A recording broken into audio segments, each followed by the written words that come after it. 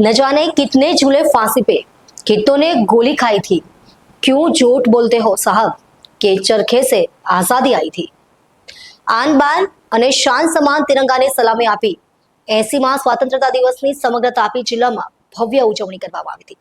આજે ગુજરાતના છેવાડે તાપી જિલ્લામાં સ્વતંત્રતાના મહાપર્વની ભવ્ય ઉજવણી કરવામાં આવી હતી। સોનગઢ સાર્વજનિક હાઈસ્કૂલ પર પ્રમુખ જિગ્નેશભાઈ ડોનવાલાએ તો પાલિકા પર આશીષભાઈ શાહે ધ્વજારોહણ કરાયું હતું, જ્યારે સોનગઢ ફોરેસ્ટ ઓફિસ પર ગ્લોબલ સાયન્સ સ્કૂલના વિદ્યાર્થીઓની હાજરીમાં આરએફઓ પઠાણ સાહેબે રાષ્ટ્રધ્વજને સલામી આપી પ્રકૃતિ અને રાષ્ટ્ર રક્ષાનો સંદેશ આપ્યો। ત્યારે આઝાદીના મહાપર્વની સત્ય ડે મીડિયા ગ્રુપ તરફથી તમામ દેશવાસીઓને ખૂબ ખૂબ અભિનંદન અને શુભકામના।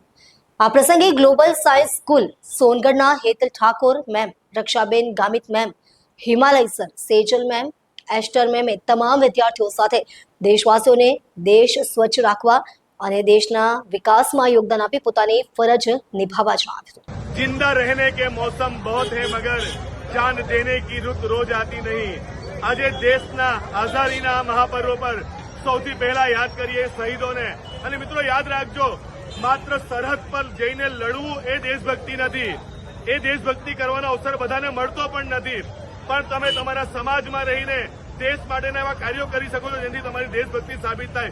એક શિક્ષક સારું ભણાવી શકે, એક ડોક્ટર સારી અને સસ્તી સારવાર કરી શકે, એક એન્જિનિયર સારું નિર્માણ કરી શકે, એક નાગરિક દેશને સ્વચ્છ રાખી શકે, એક રાજનેતા પોતાના દેશના વિકાસ માટે કાર્યો કરી શકે। એવી અનેક રીતે દેશભક્તિ કરી શકાય છે।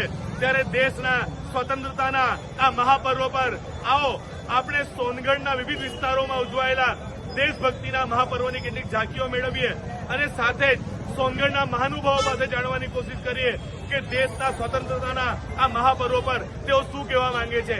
એક પત્રકાર તરીકે સમાજમાં, રાષ્ટ્રમાં થઈ રહેલા સારા કાર્યો, ભ્રષ્ટાચાર અને અન્યાયને ઉજાગર કરીને જ્યારે અમે અમારી ફરજ નિભાવી રહ્યા છે, ત્યારે આપ પણ દેશના સાચા અને દેશભક્ત નાગરિક તરીકે પોતાની ફરજ નિભાવો એવી સ્વતંત્રતાના મહાપર્વ પર અમારી ન્યૂઝ ચેનલ વતી આપ સૌને વિનંતી। હું બિંદેશ્વરી શાહ, સત્ય ડે ન્યૂઝ, તાપી। આપનો પરિચય? મારું નામ જિગ્નેશ ડોનવાલા, સાર્વજનિક એજ્યુકેશન સોસાયટી સોનગઢના પ્રમુખ તરીકે છે। આજે શું શુભેચ્છા સંદેશ આપશો?